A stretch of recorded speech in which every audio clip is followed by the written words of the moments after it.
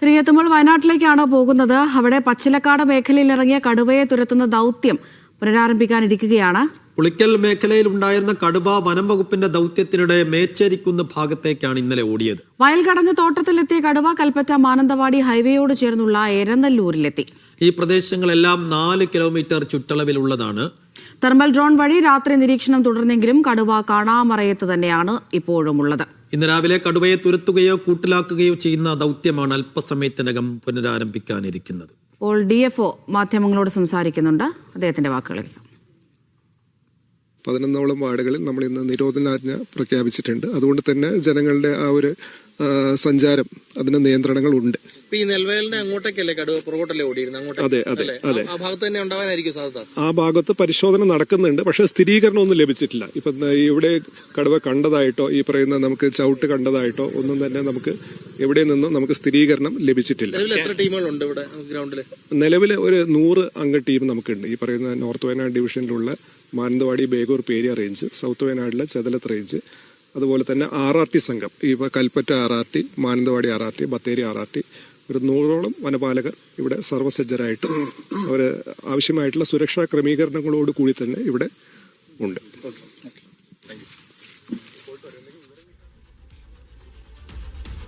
വയനാട് DFOയാണ് ഇന്നത്തെ വനം വകുപ്പിന്റെ നീക്കങ്ങളെക്കുറിച്ചുള്ള ഒരു ചെറിയ വിവരണം നൽകിയത്. അല്പസമയത്തിനകം തന്നെ കടുവയെ പിടികൂടാൻ വേണ്ടിയുള്ള ഇന്നത്തെ ദൌത്യം പുനരാരംഭിക്കുകയാണ്.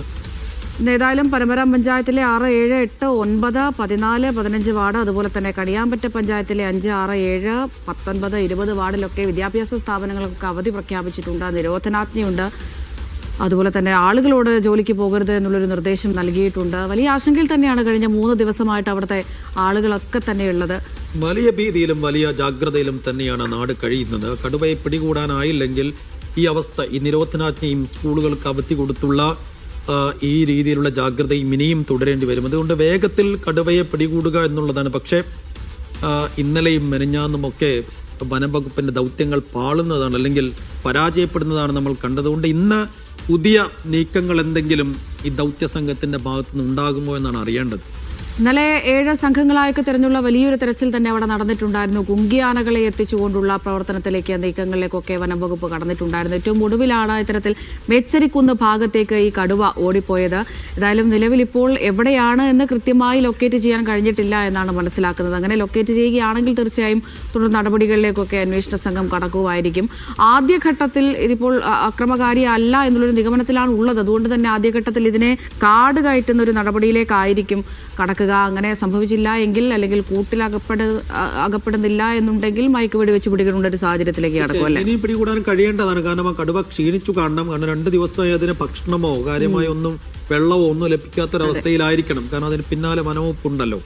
ഫൈസൽ നെടുമ്പാല വിവരങ്ങൾ നൽകാനായി അവിടെ നിന്ന് തത്സമയം ചേരുന്നുണ്ട്. ഫൈസൽ, എന്തായി ഇന്നത്തെ ദൌത്യം പുനരാരംഭിച്ചോ?